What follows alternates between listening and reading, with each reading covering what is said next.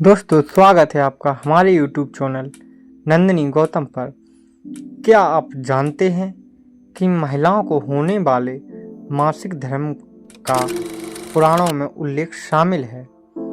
उन्हें मासिक धर्म क्यों होता है, इस पर एक पौराणिक कथा भी मौजूद है जो इंद्रदेव से संबंधित है। अगर आपको जानना है तो हमारे चैनल पर वीडियो पे अंत तक बने रहें। साथ ही हमारे चैनल को लाइक, सब्सक्राइब एवं शेयर जरूर करें। चलिए हम अपनी कथा शुरू करते हैं। भागवत पुराण में वर्णित एक कथा के अनुसार एक बार बृहस्पति, जो देवताओं के गुरु थे, वे इंद्रदेव से काफी नाराज हो गए। इसके चलते असुरों ने देवलोक पर आक्रमण कर दिया और इंद्र को अपनी गद्दी छोड़कर भागना पड़ा। असुरों से खुद को बचाते हुए वे सृष्टि के रचनाकार भगवान ब्रह्मा के पास पहुंचे और उनसे मदद मांगने लगे। तब ब्रह्मा जी ने उन्हें बताया कि उन्हें एक ब्रह्म या ज्ञानी की सेवा करनी चाहिए। यदि वह प्रसन्न हो जाए तभी उन्हें उनकी गद्दी वापस प्राप्त होगी। आज्ञा अनुसार इंद्रदेव एक ब्रह्म ज्ञानी की सेवा में लग गए, लेकिन वे इस बात से अनजान थे कि उस ज्ञानी की माता एक असुर थी। इसलिए उसके मन में असुरों के लिए एक विशेष स्थान था। इंद्रदेव द्वारा अर्पित की गई सारी हवन की सामग्री जो देवताओं पर चढ़ाई जाती है, वह ज्ञानी उसे असुरों को चढ़ा रहा था। इससे उनकी सारी सेवा भंग हो रही थी। जब इंद्रदेव को यह सब पता लगा तो वे बहुत क्रोधित हो गए और उन्होंने उस ब्रह्मज्ञानी की हत्या कर डाली।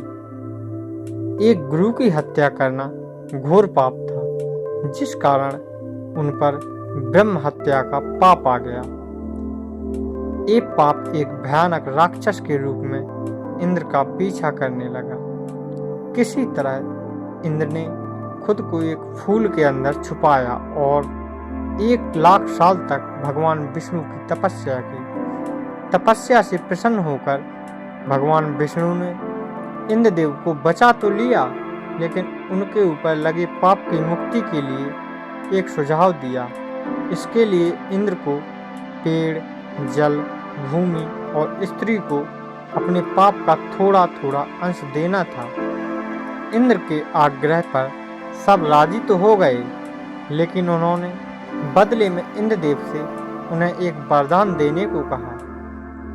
सबसे पहले पेड़ ने उस पाप का 1/4 हिस्सा ले लिया, जिसके बदले में इंद्र ने उसे एक वरदान दिया।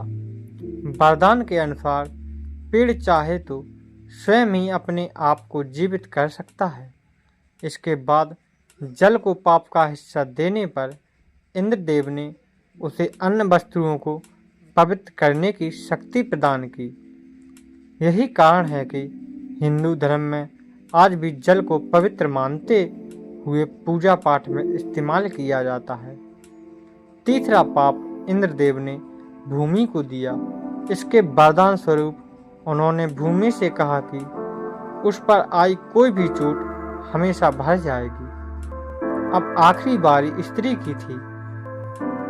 इस कथा के अनुसार स्त्री को पाप का हिस्सा देने के फलस्वरूप उन्हें हर महीने मासिक धर्म होता है, लेकिन उन्हें वरदान देने के लिए इंद्र ने कहा कि महिलाएं पुरुषों से कई गुना ज्यादा काम का आनंद उठाएंगी। इस दौरान वे ब्रह्म हत्या यानी कि अपने गुरु की हत्या का पाप ढो रही होती हैं। इसलिए उन्हें अपने गुरु तथा भगवान से दूर रहने को कहा जाता है। यही कारण है कि प्राचीन समय से ही मासिक धर्म के दौरान महिलाओं को मंदिर जाने की मनाही थी। तो दोस्तों, क्या यह कथा आपको पहले से मालूम थी और यह कथा आपको कैसी लगी? कमेंट बॉक्स में ज़रूर बताएं। साथ ही हमारे चैनल को लाइक, सब्सक्राइब एवं शेयर जरूर करें। तो दोस्तों, मिलते हैं हम अपनी अगली कहानी में। तब तक के लिए धन्यवाद।